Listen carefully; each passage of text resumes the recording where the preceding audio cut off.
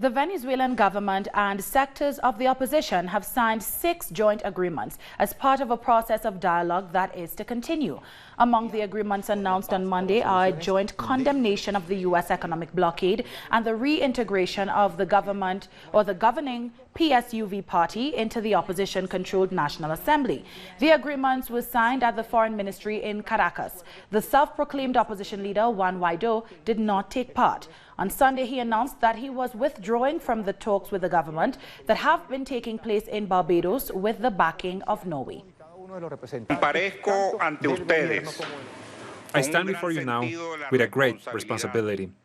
It is my duty to think of the needs of our people, to want peace, to want peaceful coexistence, to step forward and take back the time that we have lost due to the confusion of many, the ambition of a few, and the errors of all. To our citizens, we can offer them a present without hate, without fighting, and without shortages. To international governments, we ask them to listen, value and support this road made up of mediation, reforms, and complete will for democracy and for respect to our sovereignty. I speak to you as a long-time government opposer, but I also oppose the use of force, and I oppose endless fighting. The end does not justify the means. The end must be a Venezuela for all, not just for a few.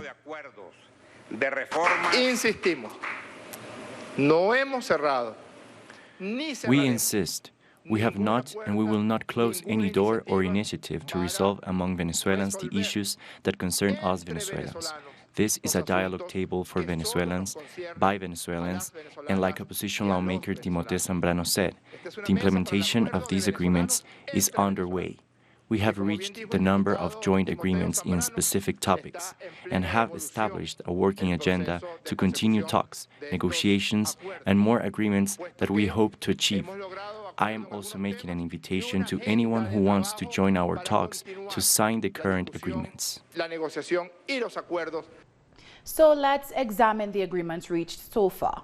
The government and these opposition parties have agreed that the United Socialist Party lawmakers will return to the National Assembly, which they left after it was declared in breach of the Constitution. They agreed to restructure the National Electoral Council and to free opposition members who are in prison for their part in violent protests.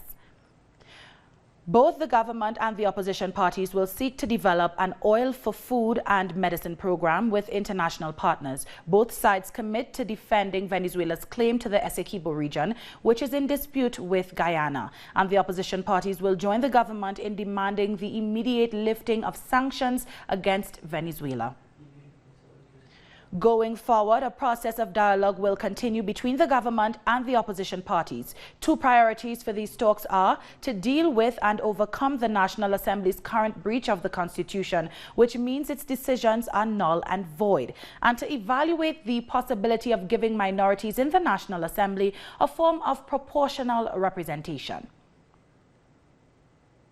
Shifting gears now, Iran has dismissed the possibility of a meeting between President Hassan Rouhani and Donald Trump on the sidelines of the UN General Assembly next week. Trump reimposed sanctions against Iran after withdrawing last year from Tehran's 2015 nuclear accords with world powers. Iran also criticized France, Britain and Germany, which are part of the deal. It is not on the agenda of the Islamic Republic of Iran, and such a meeting will not happen. We have declared before that if the U.S. abandons its economic terrorism, if they reduce their pressure on the nation of Iran, and if they return to the nuclear deal, there will be the possibility for them to take their place at a summit where the JCPOA country parties attend, if they are a party to the deal too. The 4th step is being planned. And if EU does not respect their promises and the various commitments they have made, that 4th step will be carried out. Oil prices have risen sharply after an attack on 2 of Saudi Arabia's main oil facilities took out more than 5% of the world's oil supply. Huge flames were seen over the archaic oil refinery early on Saturday. Yemen's Houthis say they carried out the drone attacks on Abqaiq and the huge Kurais oil field, both in the east of Saudi Arabia. Aerial photos showed smoke still billowing on Sunday. The Saudi oil company Aramco said its output had been cut by 5.7 million barrels a day. Brent crude jumped by almost 20%. The price of West Texas Intermediate rose by 15% and then fell back after President Donald Trump said he would release oil from the U.S. Strategic Reserve if needed. President Trump also tweeted that the U.S. is locked and loaded and ready to respond to the attack once Saudi Arabia confirms who they think was responsible. Earlier, the U.S. Secretary of State blamed Iran for the attack, but produced no evidence. Now, Iran dismissed the accusation, and its foreign minister accused Secretary of State Mike Pompeo of resorting to mass deceit after the failure of his policy of maximum pressure on Iran. President Rouhani blamed Washington for the tension in the region. The Americans, instead of blaming themselves and confessing that their presence in the region is creating problems, they blame the region's countries or Yemen people. For their part, the Houthis in Yemen again insisted that they carried out the drone attack. The major attack operation was carried out yesterday with 10 drones that penetrated the Saudi skies on a distance of more than 1,000 kilometers.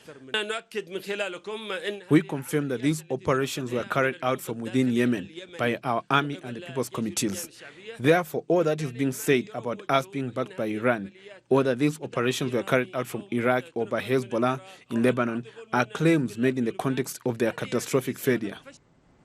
Meanwhile, China is urging the United States and Iran to exercise restraint after the drone attack on Saudi oil infrastructure. China's foreign ministry says it is responsible or irresponsible to point the finger of blame without any evidence. In the absence of a conclusive investigation or verdict, to think about who is responsible is in essence not that responsible. The Chinese side's position is that we oppose all actions that enlarge or intensify conflict. We call on the relevant sides to avoid taking actions that lead to any escalation of regional tensions. We hope that both sides can exercise restraint and jointly safeguard the peace and stability of the Middle East. We'll take a short break now. When we come back, women who survived sexual torture in Chile want a center transformed into a memorial. Join us in a few.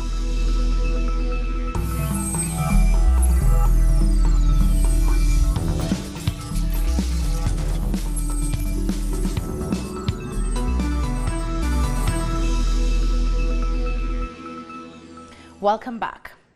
2 weeks after Hurricane Dorian devastated the Bahamas, bodies are still being retrieved as the death toll is expected to climb.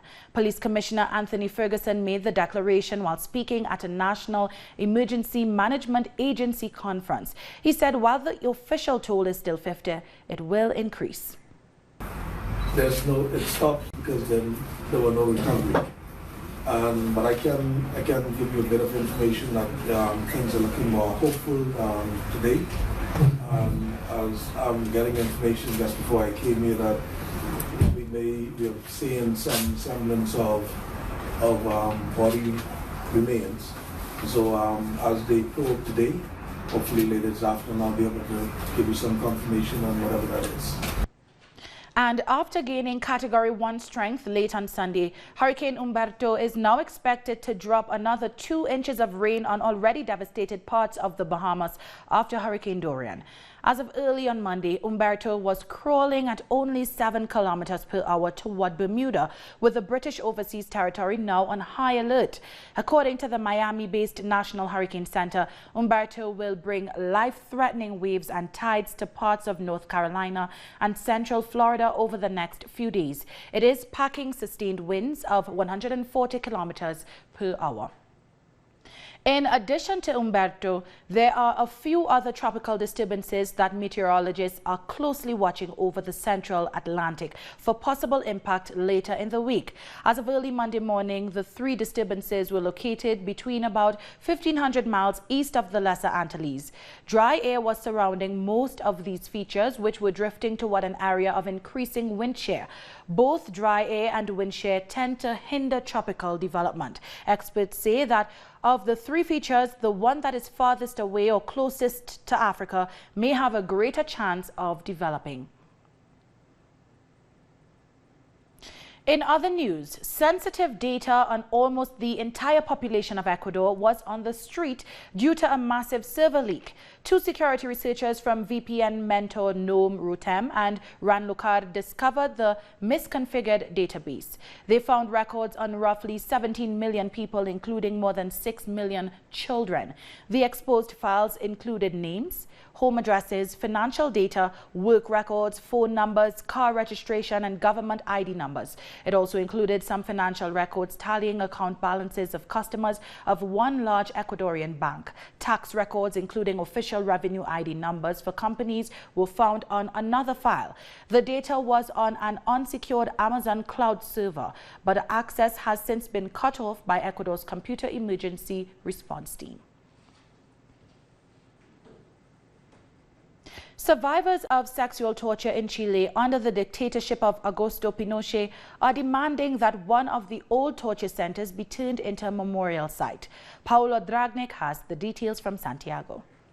In this street, in the city of Santiago de Chile, specifically right behind me is where the torture center, also known as La Venda Sexy, was located. A torture center that was used by the dictatorship of Augusto Pinochet. Here women were brought for torture and other indescribable acts. There was even a dog that was trained to perform sexual torture on women. Survivors of the torture that took place here and also families and friends have gathered here to demand justice. The house where the torture took place has been sold. They are demanding that this building become a memorial center for the victims instead. Human rights organizations have also joined their call for justice. That was Paula Dragnik with that report. In Colombia, a small plane has crashed in the Cauca department, killing 7 people and injuring 3 others. The incident happened just a few minutes after the plane took off from the airport in the city of Popayan on Sunday.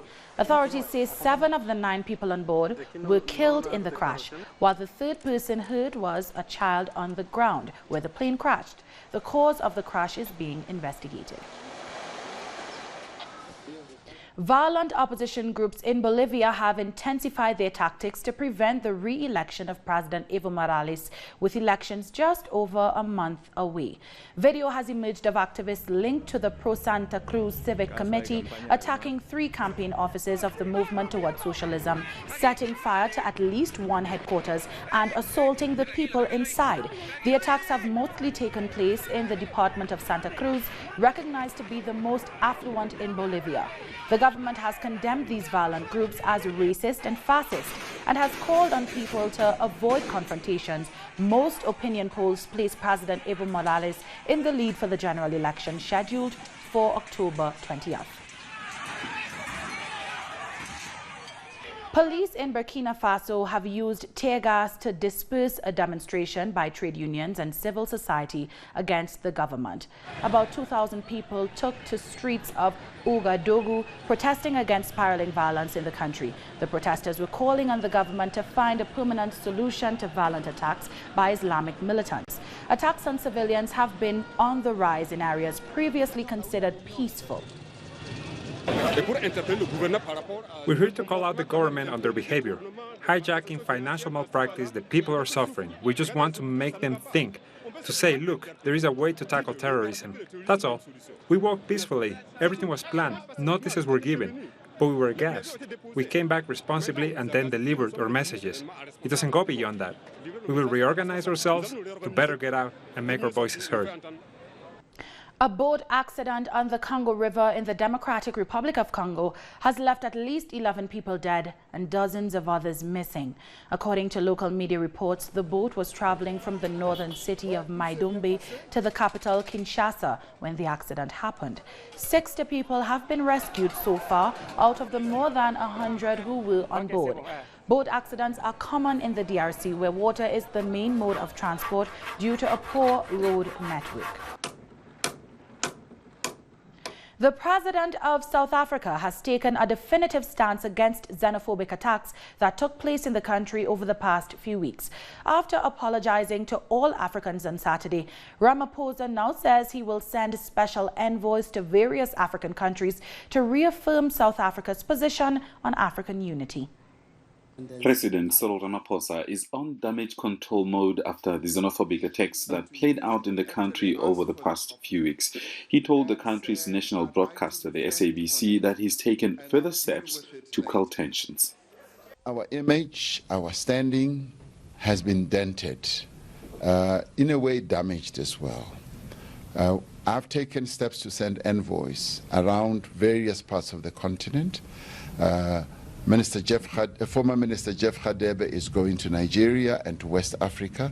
I've sent him as an envoy, and I'm sending other envoys to other parts of the continent, to the AU, to various countries, to go and explain to them what has happened, and also to offer our apologies, and for those who have been killed, our condolences, and those who have been injured as well.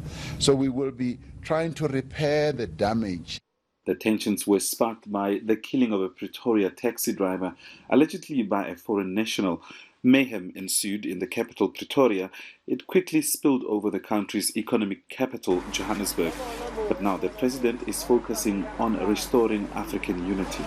I think it's important that we should recognize that we, connected to the whole globe, to other countries, have a responsibility, which is recognized by the United Nations, by the migration protocols that we have, that when people are moving to our country, we've got to treat them as human beings, just as we want to be treated as human beings. Ramaphosa used his speech at the funeral service of late Zimbabwean President Robert Mugabe as opportunity to offer an apology to Zimbabweans and the rest of the African continent.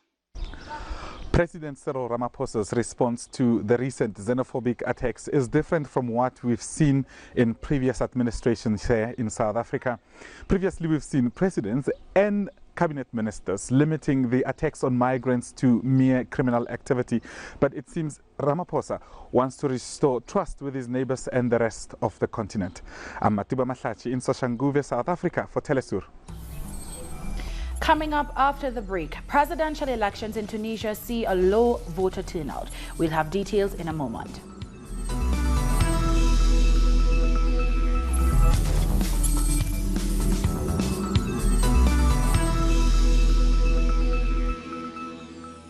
Welcome back. Palestinian Prime Minister Mohammed Shtayyeh says all agreements signed with Israel have ended on the guidance of President Mahmoud Abbas. The decision comes on the heels of Israeli Prime Minister Benjamin Netanyahu's recent declaration that he plans to annex the Jordan Valley and the northern Dead Sea if re-elected. Shtayyeh said the statements reflect Netanyahu's strategy and that Israel is fully responsible for ending the path to peace. I think for us this issue means that all the agreements signed. Last time we said that we are suspending the agreements on the issue of the Wadi al-Hummus. Now it is not about suspending the agreements. I think Israel, after this decision, has ended all the agreements signed with us.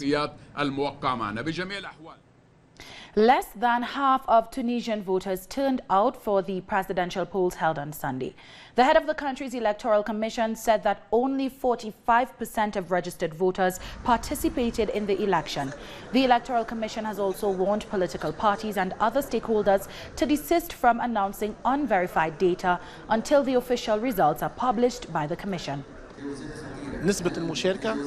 The rate of participation moved in a positive direction. In the last hours, polls were open, reaching 45.2%, which is an acceptable rate. Meanwhile, electoral monitor Mura Kibun says that early results show that opposition candidate Kais Saied is leading the polls.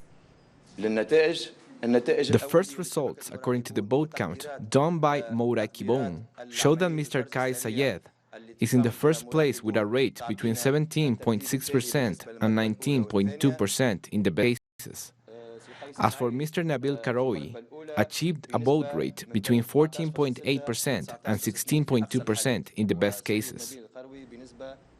Israeli Prime Minister Benjamin Netanyahu faces a tough competition from political rivals in the elections on Tuesday. Netanyahu faces the biggest challenge of his political career after failing to form a government in the last elections held in April.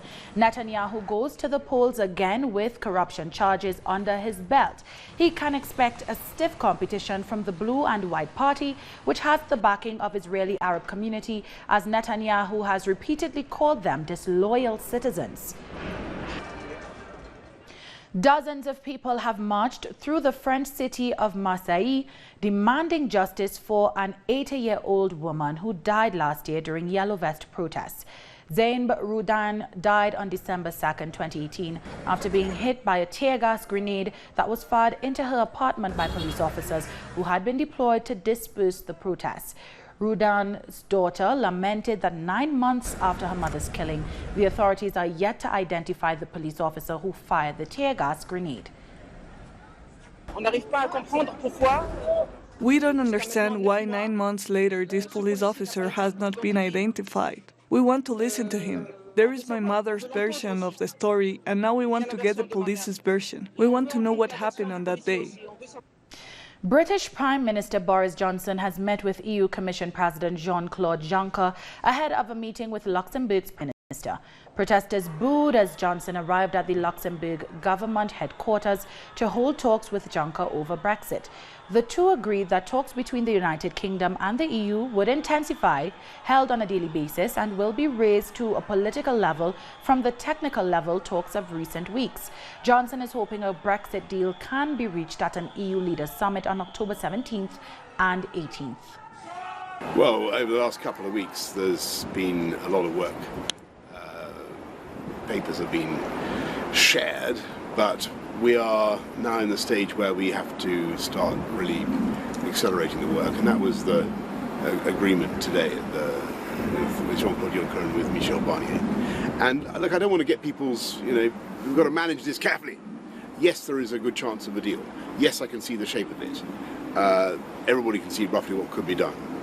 But it will require movement, and it will require the system by which the EU can control the UK after we leave, the so-called backstop, to go from that treaty.